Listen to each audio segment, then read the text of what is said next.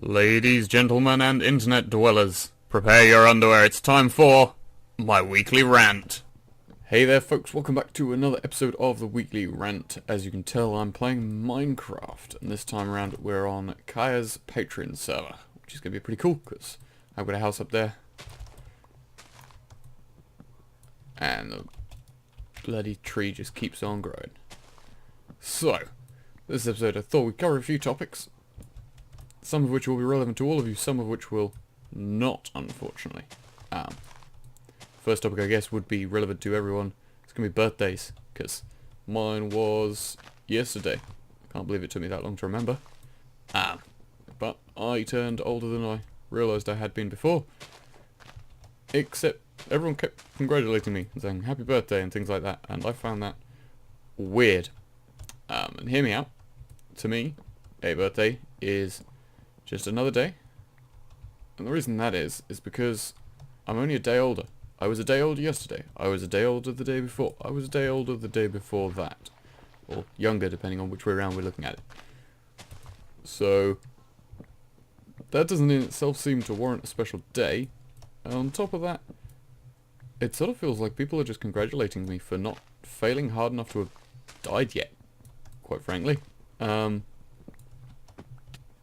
I realise that is quite a morbid concept, but to me a birthday is going, congratulations, you haven't failed hard enough that life has now killed you.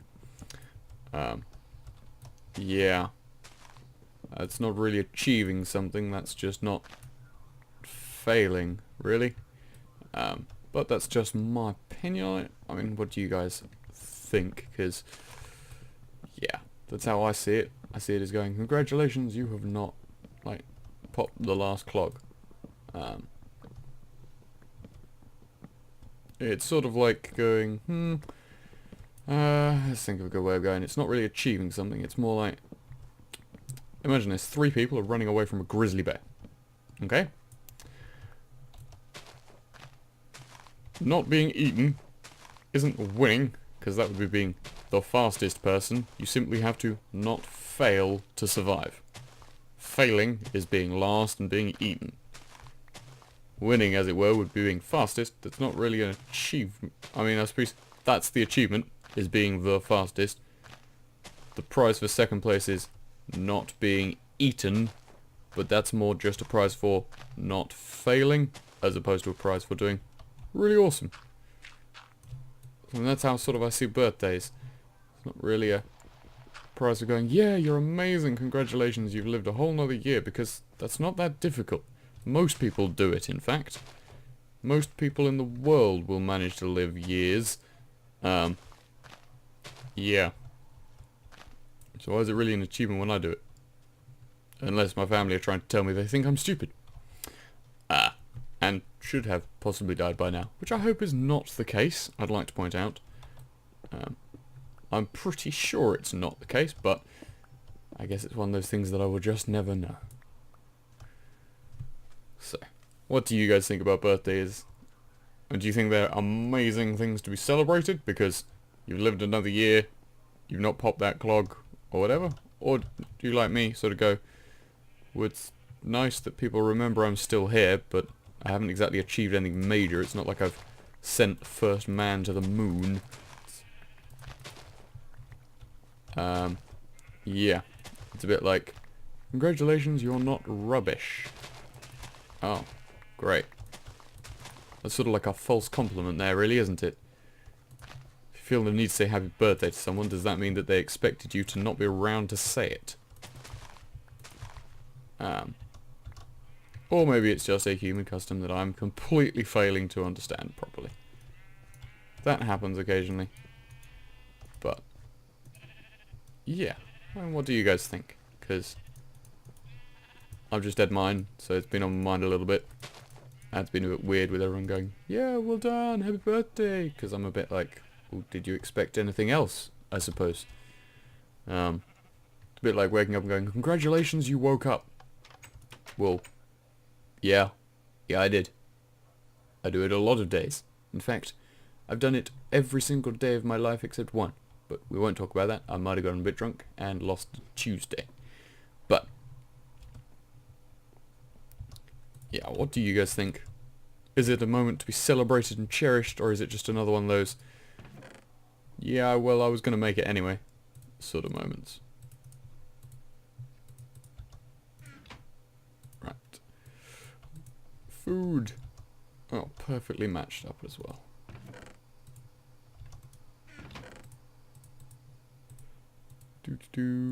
Granite, cobblestone. And we want this. Now...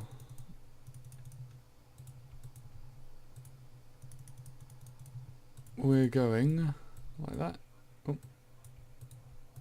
We're now going to go and make a cool island purely for the harvest of wood. I'm bored of not having any. And or having to run all the way over there to get it.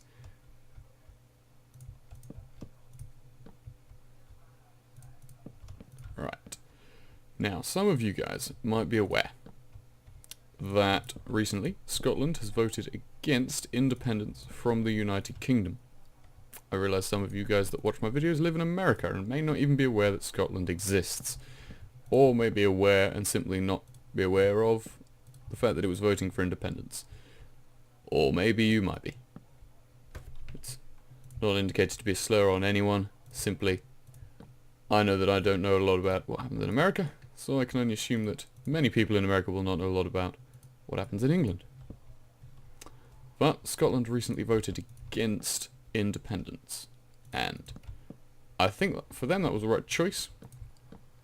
There was a lot of hoo-ha both in Scotland and the UK, or England. Can't speak for Wales, I guess, but I assume, being a union country, they were probably in a similar state. Now I need to count these out. 1, 2, 3, right. 1, 2, 3, 1, 2, 3, 1, 2, 3. I can only assume they were in a similar state to us. Now the cool thing about Scottish independence was it was going to affect everyone in quite a few ways, and I don't think, unfortunately for the Scots, that the majority of ways it would have affected them were actually told to them. From what we've gotten on the British news, and I understand that is biased, Alex Salmond had in fact lied about most things so far to the Scots, and a lot of his promises said, assuming Westminster allows X, we're going to do it, or assuming this happens, and effectively England had said, well, no, if you want independence you do it right, have it fully, we're just going to not turn up anymore. There are a few big issues that I don't feel they covered extensively, or at the very least they had a very good plan for coping with should they've gained independence, in terms of currency, because the Bank of England had declared that it would not underwrite the Scottish currency. It flat up went, well, if you want your own currency, do it, but it's not going to be ours, so we weren't going to mint any currency for Scotland as the Great British Pound Sterling. Europe had declared that they weren't going to back Scotland because, quite frankly, the only way Scotland was going to be able to sustain its own currency was if they defaulted on all their debts and forgot about everything, and, well, quite frankly, Germany, who underwrites the euro mostly, doesn't entirely want another Greece, which is understandable considering the problems that Greece have originally caused. So with that in mind, pretty much everyone, because the Americans also said no for similar reasons, that leaves the only two viable-ish options for a Scottish underwritten currency, as far as I know, to be Russia or China, and quite frankly, that's not the kind of debt you want to be sitting in as you're a new country.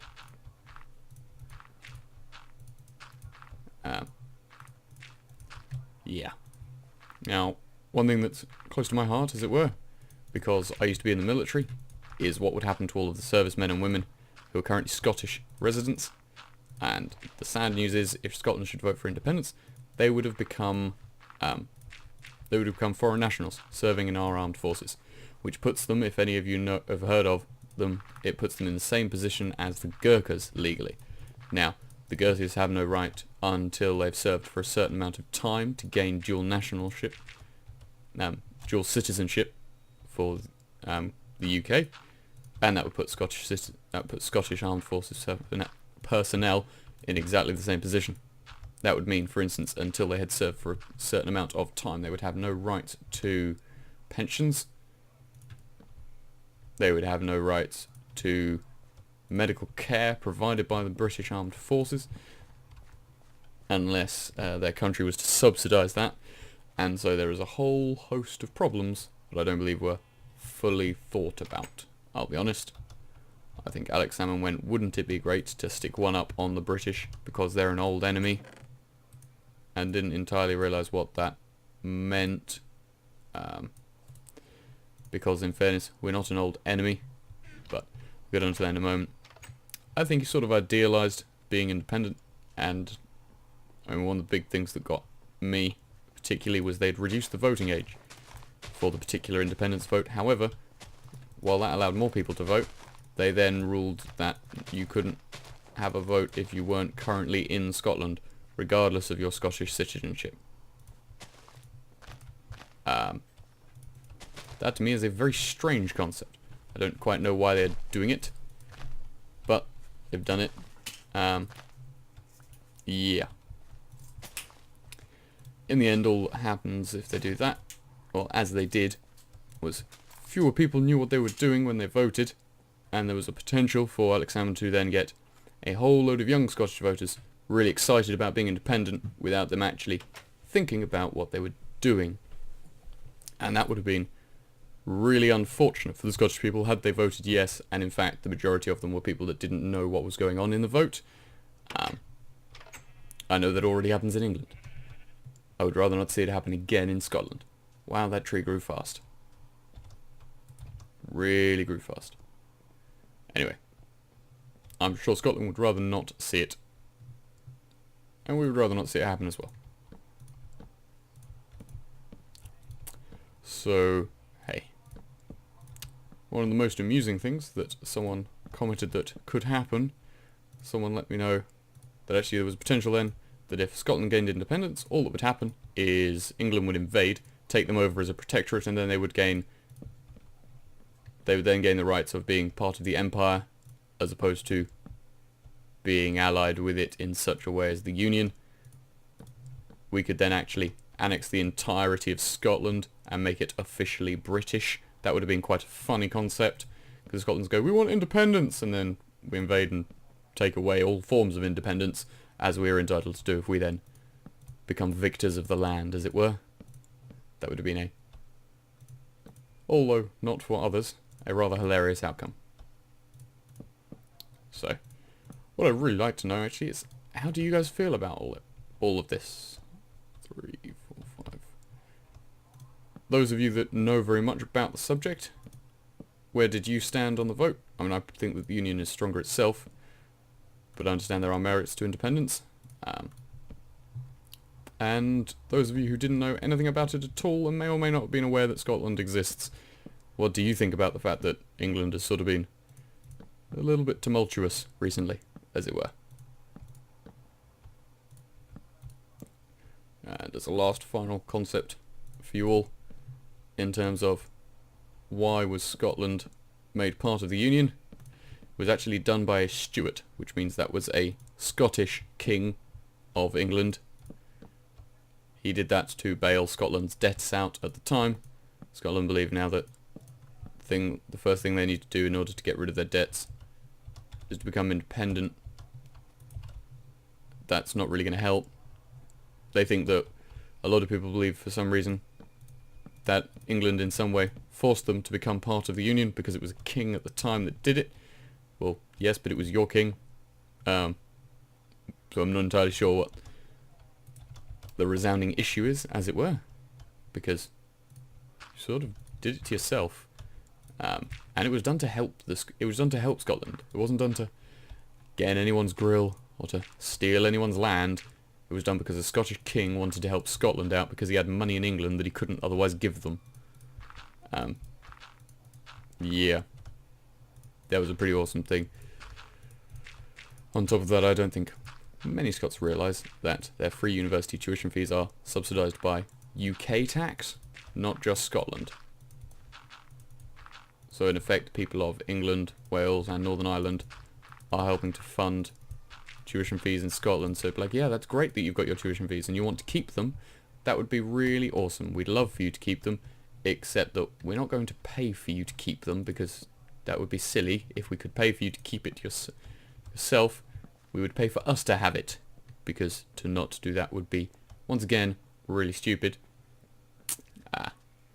Yeah. That's a bit like, good job Scotland. You want all of these cool things and don't want any of the repercussions for them, and you're going to irritate one of the nations probably best known for holding grudges ever. I'm sure that's going to go down well. But anyway, this has been a long enough rant. What I will now want is for all of you guys to post down in the comments, what do you think about birthdays? Do you think they're a cause for celebration? Do you think they're a bit weird that we celebrate them because it's just not dying yet? And also then, where do you stand on Scotland's vote for independence? Do you hope that they, again, attempt another vote for independence as the referendum ends its time? Or do you believe that union is stronger? Or are you only vaguely aware that Scottish people come from the top of the UK and wear skirts? As well as that, what I want you guys to let me know is, what do you want me to talk about next time? Because I will eventually just exhaust the number of topics that I have to talk about, and that would be sad that the series ends that way. So what I want is you guys to let me know. Thank you guys very much for watching. If you've enjoyed the video, make sure you let me know by leaving a like, comment and all that jazz. Subscribe if you want to see more videos from me. Thank you very much for watching. I'll see you guys next time. Ta-ta for now.